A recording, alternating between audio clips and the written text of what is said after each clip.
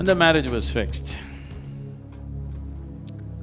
She is a princess. A huge wedding was set up. Everybody in that region, whoever is who and who is who of the region, everybody assembled. In India, this is a tradition, the bridegroom will come with his party. Usually you will see today, he will come riding a horse and, big… They will show off their wealth and their… The bridegroom's people will come in full attire, showing off how they're better than the bride's people. But here, Shiva came, dreadlocked, matted hair, smeared from head to toe in ash, wearing the skin of an elephant which has just been slain, fresh skin, bleeding, dripping blood. And he came fully inebriated, completely stoned out, like that. And all his people, they're all demented and distorted beings. They're not in human form and they're making some nobody can understand kind of noises among themselves, a language that nobody can understand. And Meera, Parvati's mother, looked at this groom and she again omaed. Oh no, and she fainted.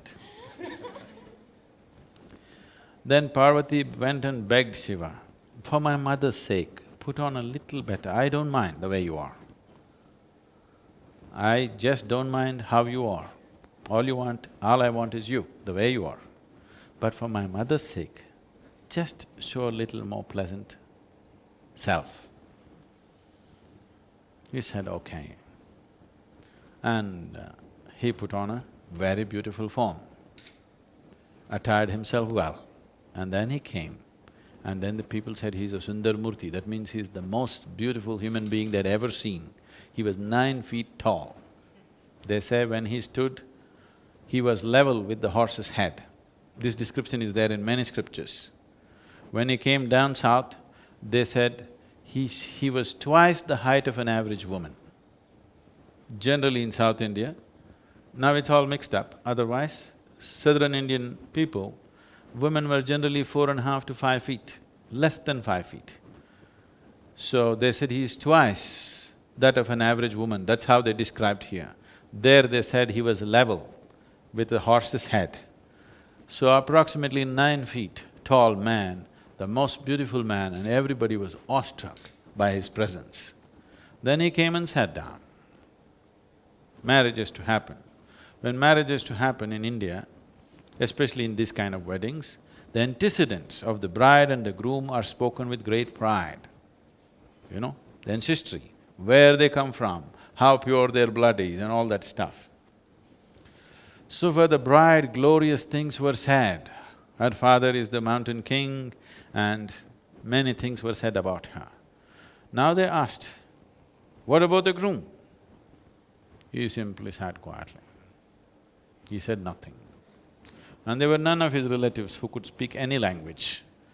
All these other creatures who were with him, they made cacophonic noises. Then the bride's father was disgraced by this, a man without antecedents. How will he marry my daughter?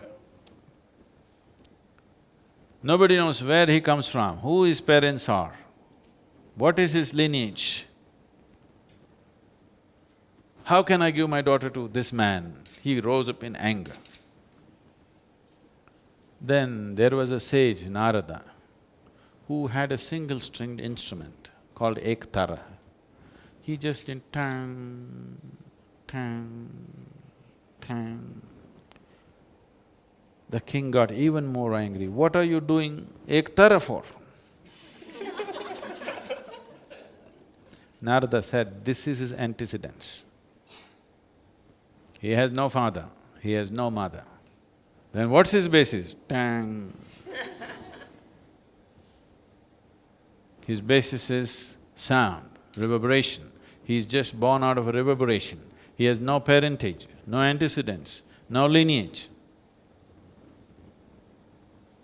Then the king was freaking, but the wedding happened.